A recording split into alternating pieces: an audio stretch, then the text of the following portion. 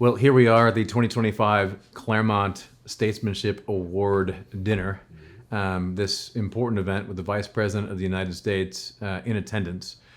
But before we get into all that, I think this is a time where people want statesmanship, but the word itself, they want leadership, right? Yeah. This is the word people would use for it. And the word itself, statesman, almost sounds like too far removed, right? It almost sounds like something that's in the past, whatever that means. Like that's like George Washington. Too fancy. Yeah. But nonetheless, this is an important word, and it's at the heart of this award. So what the hell is statesmanship? Well, given the difficulty of politics and the vagaries of history and human nature, it's doing the most good you could do given the circumstances. I realize that's not a very satisfying answer, but that's really what it is. And at its heart is not really leadership, although that's sort of a more modern term, but this older term, prudence, which is having practical wisdom, knowing how to get things done within the constraints that are given to you. So statesmanship in the American context is Republican statesmanship, small r Republican. And to see it, it's what Churchill said of prudence, or of the great souled man, you kind of know it when you see it. Right? That's what Aristotle said, and that's kind of what you have with statesmanship. You know it when you see it. It's a hard thing to define theoretically, but when you see it in action, especially at the very heights of it, it's a sublime, beautiful thing. So what did you say? You said doing the most good you can in the circumstances you're sort of stuck with. Is that right? And so what and that's for all statesmen, whatever kind of regime you're in, whether it's a monarchy or whatever. People can act that way. They can be statesmen anytime, any place, in a way. Sure. Is that right? Yeah. And so what is Republican statesmanship? What's particular to that, do you think? Like what does American statesmanship mean? Well, it has at its core the truths of the Declaration of Independence in mind, at least implicitly, or the statesman does when operating. And he has this tethered to the people in the United States in a way. So monarchical statesmanship, you might have a wider field to do some good because you're less encumbered by constraints, one of which is the will of the people. And especially in our system, exercising their re-consent after 4 years to another term. So it's in a way it's harder, Republican statesmanship. You have the Friedmans and Nicholas Kristofs of the world. They just want to be China for a day because they could fix all the problems. Because they could just enforce their will, right? They could do whatever they wanted to. So in America, it's more difficult. So say a little bit about that, good and bad, because a critic could say, well, the problem with Republican statesmanship then, Ryan, is that president of the Claremont Institute, the fake statesman, right, can come in and mislead people. And boy, do we know that people have been misled in elections before in America, and they can believe some very bad things and go the wrong way. So getting the consent of the governed, how do you do that? What's the difference between that in a good way and a bad way? The good way would look after the common good, and the bad way would be, it's sort of the age-old distinction from the ancient philosophers, whereas the bad regime is one that feathers the nest of the person who runs it for their personal interest, and the good version, aristocracy versus oligarchy, tyranny versus monarchy, the good version is one where the good of the people and the common good is first at the center of mind. I have a concrete example in America of circumstances limiting what you can do, and it's very present for us now. President Trump and Vice President Vance and the administration just passed the Big Beautiful Bill, and people are complaining about, it's not doing anything about the debt or the deficit, including a famous owner of a social media company who wants to go to Mars. But the problem is there's really no political constituency in the country right now to do serious things about the debt. So what does a statesman do? Well, at the very least, be prepared for some sort of debt crisis when it comes, and be prepared to address it and lead the people. If we finally hit that inflection point and people finally realize, because they don't right now, how big of a problem the debt and the debt deficit are, then the statesman says, well, okay, we've been thinking about this a long time. Here's what we have to do. Otherwise, we're going to not make it. It's unbelievable to me. Here we are at this event. Lots of politicians that have interacted with them over time. Charlie Kirk is here. A number of other people are here. And we all know, the mean politician, let's say. And we don't have anything better. But average, not mean, not the nasty one. Yeah. Now, mean tweets, that might be good. But so, the average, let's say, that's maybe better. And the problem is that I don't think that you correct me if I'm wrong, but I don't think we have a different impression than everyone in the audience does about the fact that there is a lack of statesmanship in this country, and that so many people in Congress, they seem to want to be influencers or something. They don't seem to want to legislate or do their job. They don't even know how to do their job, right? They don't pass budgets, right? So how do you find and form the people who are actually going to just try to do the job, who see their fame, their honor, tied up with actually pursuing the common good, as you said? Yeah, well, you can.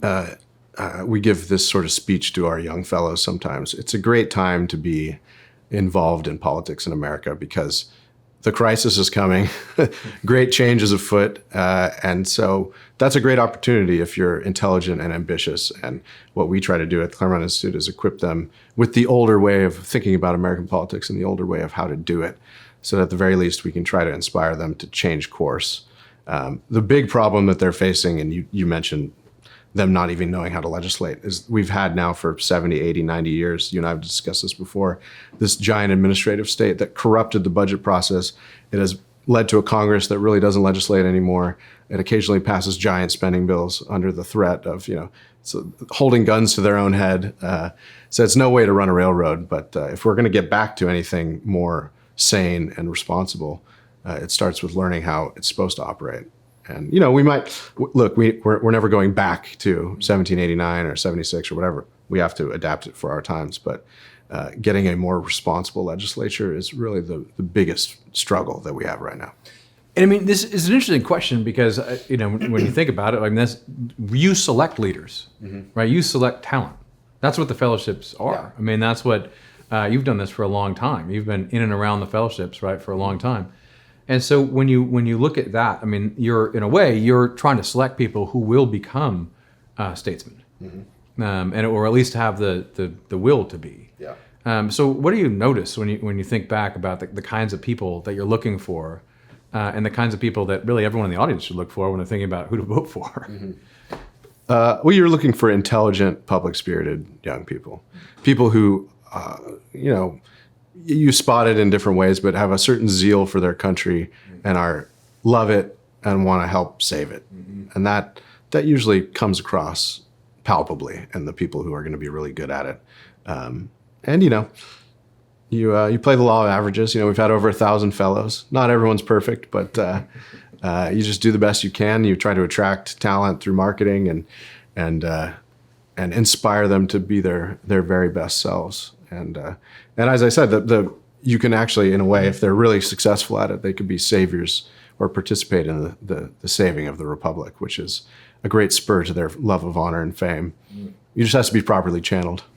Well, that's why I'm lucky you may be Washington Fellow, because it's the best time to be a Washington Fellow for Claremont, because we won, baby. And all these people, all these incredible Claremont Fellows are throughout D.C., and I think you can tell them for the most part because they're trying to do the right thing, right? They're trying to save America, as you've taught them for years.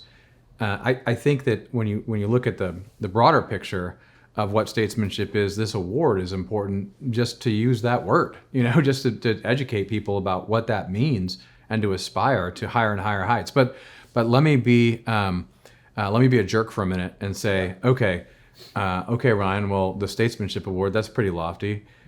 But J.D. Vance is really young, and he's the vice president, for a little while now. He's a young guy. So why is this younger guy getting the Statesmanship Award? Well, partly because we were inspired by Trump's choice of him as vice president. I mean, I'll say in my remarks tonight that it was a gutsy pick. I mean, Vance was not the normal GOP way of picking vice presidential candidates. It's, they didn't need him to win Ohio. You didn't need him to reassure the establishment. In fact, the opposite was the case. And I think Trump saw in Vance someone who is intelligent, a very skilled communicator, and someone who really was filled with what I talked about, a zeal for putting his country back on the right track. And it helps to be young and fairly good looking and, not too short. Speaking as a short man, it fits the mold. And I think, JD has shown in recent years to be a quick learner about the political scene, about what's possible, about what's needed to usher in a new golden age, as they keep talking about in America. And so Trump endorsed the future of the party in many ways by picking him. And he acted in a statesmanly way, I would argue Trump did, as opposed to picking some safe establishment candidate. So we wanted to recognize that. We've been friends with Vice President Vance since before he ran for the Senate, tried to help him in any way we can through our DC office. A lot of his former staff and even a couple current staff are former fellows of ours. So we expect great things. Yes, and we've seen great things already, and it's amazing to me thinking back because Vance had said, like many people, he hadn't really clued into Trump early on, right? And he said some not nice things way early on back in the day, but then he ended up coming to Claremont, going to Claremont events, talking to everyone, and we published him in American Mind, right? I mean, and what struck you out? What struck you at that time about him? When he first started to enter the scene, you know, in let's call it MAGA world. Yeah, that he thought he had things to learn still. I mean, it helps to be a pretty young senatorial candidate, of course. But still, humility is not common in Washington, D.C. No, and it was always, especially behind closed doors, warm and personable, and not the typical poll where you really know that they're looking at you, but they're kind of looking past you to see if anyone more important is coming into the room, and they're never really talking from the heart or straight to you. So JD was authentic, and you know, it always helps in politics because anyone who's met the average state legislator, or maybe below the mean, below the mean, to be smart, articulate, quick on your feet, you know, that will take you a long way, and that's a lot of great material to work with. So it was clear he was going places very early on. Mm-hmm. Incredibly rare. Yeah. Well, I'd be remiss if I didn't ask you to tell the audience about the Claremont Institute Statesmanship Award, since we are sitting here, the vice president going to receive it. But describe a little bit about what this award is and what it means for Claremont and what Claremont does. Yeah, we used to give it out annually, but there's not enough statesmen, so we give it out when we can. This is smart. Yeah. And look, you know, if you go back through the annals all over all the years, you know, you never get everything right. But the award's been around a long time, almost as long as the Claremont Institute. So past recipients include Clarence Thomas, President Reagan, Margaret Thatcher, back in I think she was in the late 80s, early 90s. More recently, Justice Alito, we're a great admirer of his at the Claremont Institute. And he's a subscriber to our magazine, the Claremont Review Books, so always a good thing too.